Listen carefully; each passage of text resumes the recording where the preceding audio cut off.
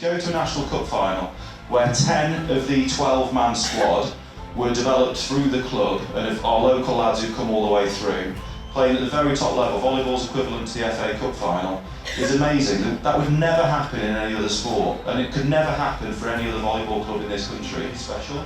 We are, without doubt, the greatest volleyball club in this country.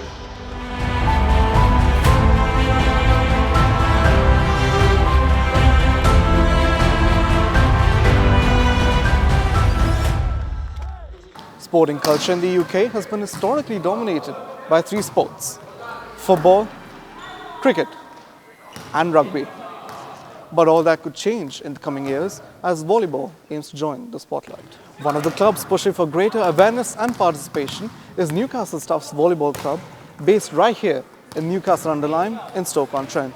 Founded in the 1980s, the club has come through leaps and bounds to take the shape it is in today, a charity organisation aimed at promoting the sport across different age groups with the aim of being competitive as well as creating a community spirit. For one, we're a charity. So although we are a club, we're a charity, and that means, our charitable purpose itself is to provide development opportunities for young people in our community. So that mission really, I think, is to give the young people of Newcastle Under Lyme and into Stoke and our kind of wider area the opportunity to learn a great sport.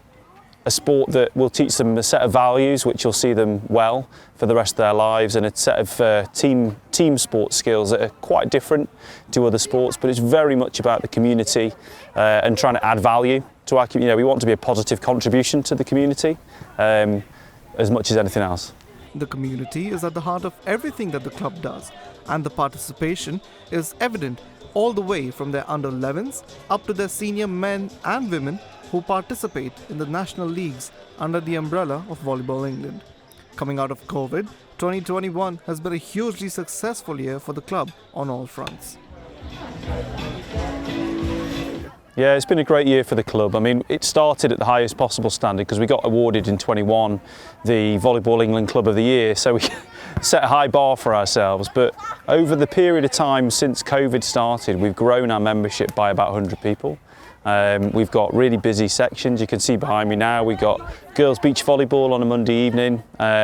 So through the whole of the season we've had indoor sessions 5 days a week. Through the summer, court sessions on the beach 4 days a week, and still indoors 2 days as well. So loads going on and lots to be proud of on and off the court.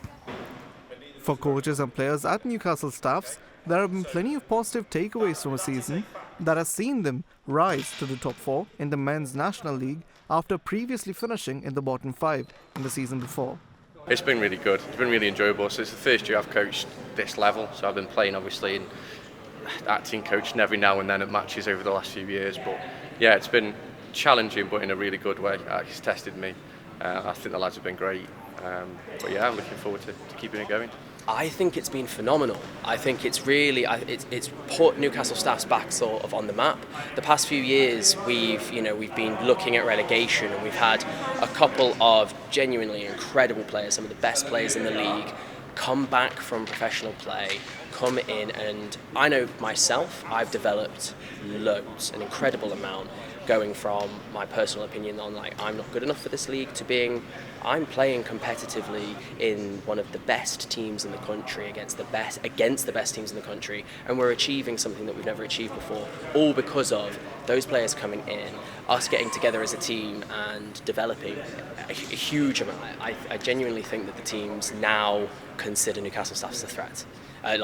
Teams are going to be looking at us next year going, we need to be more prepared for them, because I know for a fact some of these teams this year, at the very beginning of the year, we'll walk all over Staffs. So they've got one really good player come back in because they're all aware, and then we came in and we were a completely different team. So next year I think people are going to be prepared to be playing against Newcastle Staffs. The families involved with the club form the backbone of the supporters group, who are there at every home and away game, tirelessly chanting and thereby becoming a source of strength. It is unique, and it's been great because over the years I've seen students that I've taught at school then come through and play for the club, and so it's been wonderful to see them in school and then see them and their parents in a completely different situation. And it's a real family club, it really is, and everybody sort of like gets together. We all want the same thing. Everybody it means such a lot to us all. We've followed the volleyball team for a long time, and to get to the actual final here it's the first time we've seen them since they were boys playing at this level. So it's going to be really incredible. This means a lot to Cameron. He's very competitive. He's a bit like his mother, overly competitive sometimes. We've seen him at under 14, under 16, under 18. Cameron's been to play at uni, and then he spent some time in Norway. He's back home now at Newcastle, where he always wanted to be. After an eventful journey to progress through the rounds in the National Cup, where they came from behind to win in the quarterfinals, it all came down to the final against Richmond Docklands at the home of Volleyball England in Kettering. The stage was set for an epic encounter.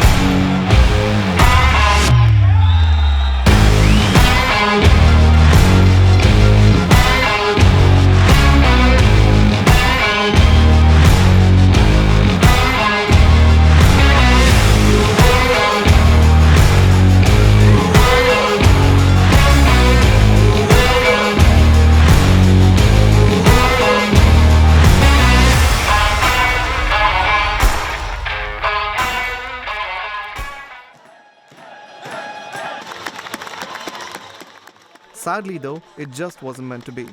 Reaching the final was an achievement in itself for a club of Newcastle Staffs resources. Well, it's amazing that we made the final, to be honest, Nad. It's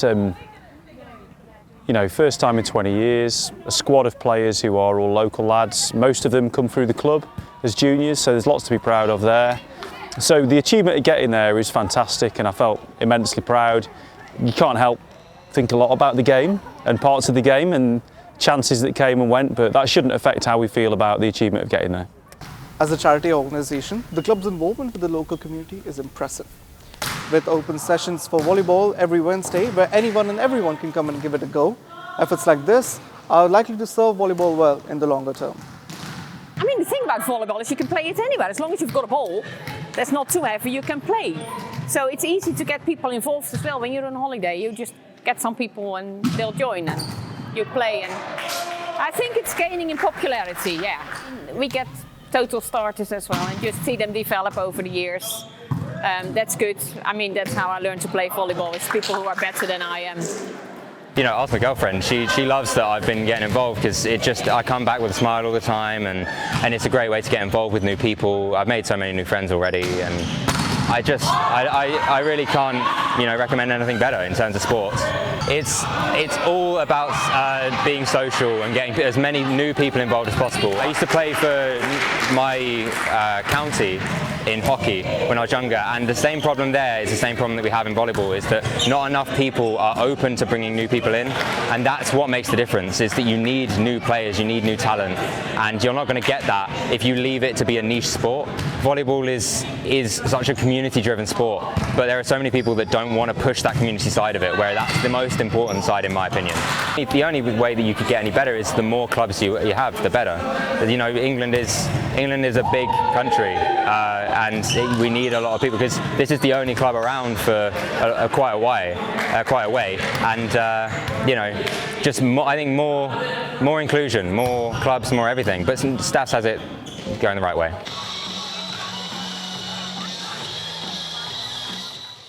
With their charity status as an organisation, Newcastle Staffs are actively involved in arranging events aimed at contributing to the development of volleyball at the local level and beyond.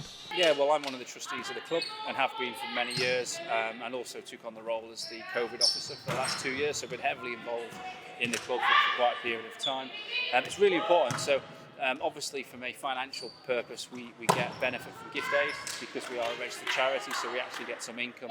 And also our membership fees are really quite low, particularly when you compare it to sports like football and cricket. So, you know, sessions like this, people can train, you know, 4, 5, 6 times a month, and they'll pay a lot less than they do for other sports. So we try and keep the costs low, which helps, I think, our members. Well, it's a fantastic club. Will, the chair of the club, he's one of my good friends anyway, so we're both involved quite heavily in kind of fundraising or different events and organising that kind of thing, and Richard's on the trustees. But I think the way it's run by a charity is a great idea, you know, and it's the support that we have from our sponsors, from Paragon, you know, they are local as well, so they're supporting the charity. And I think that the way we can try and keep the prices low for our junior members, for people that are not on high incomes, we try and keep the prices low. I think, you know, we keep it as inclusive as possible, and open to, like I say, there's sessions running nearly every night of the week, so we're excited for the beach season to start as well. So I think the charity and the club is really, really well run. Yeah, the club are great. They've been one of our sort of top clubs for years and years and years, way before I started 8 years ago. I know Will and his father, I think his father must have established the club initially, and Will's taken over the mantle and he's the chair. And they're a club that not only offers services from within, but they reach out further as well. So they go into a lot of schools. They've got a lot of partnerships with like Keele University, where they've got beach volleyball courts as well as indoor courts. And yeah, they've got a really strong governance structure, which means that if one person leaves or circumstances change, they're quite resilient to change, and they can adapt, and they can continue to thrive. And I guess from both a participation level of offering opportunity to people in the community, but then also a performance level where they're competing in our junior competitions at a national level, reaching our last 8 stages, and also they got to the National Cup finals for the men's this last season as well. So from a performance standpoint, I think every single one of their players was English, which is great because I guess from our talent pathway, they're producing players that are going on to play international volleyball and contributing towards our national squads and beyond. Well, I mean, Newcastle Staffs are the sort of flagship club in the UK as far as I'm concerned. From when I was super young, we have numerous internationals, numerous professional players come out of Newcastle, and they've all done a fabulous job of being excellent people. They understand the game, they respect the game, they compete hard. They've managed to bring supporters to games and create a good atmosphere, and they've got a pathway through for people. Every year there's some young players coming through.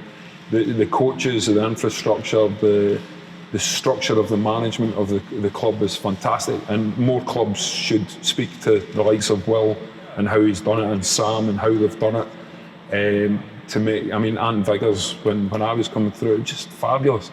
Their knowledge and their devotion to the sport is remarkable, and we should do more and try and emulate the stuff that Newcastle do. Now, obviously, contexts are slightly different in different parts of the country, but Newcastle have been able to do it through partnerships and relationships with schools and colleges and universities, and the same should be able to happen at other. They've been proactive. They're not waiting for a handout. They've gone and developed that partnership and the structures, and more clubs should definitely take notice of this. So they're definitely, for me, one of the best examples of club development within the sport, 100%. Whether you're an everyday sports enthusiast or an aspiring athlete trained in a different sport, volleyball's doors are open to all. No sport simply deserves to exist, right? You've got to be fun, you've got to be engaging, you've got to be worthwhile for the people who take part. One of the biggest things I would say to an adult who's never really played is you don't know what you're missing.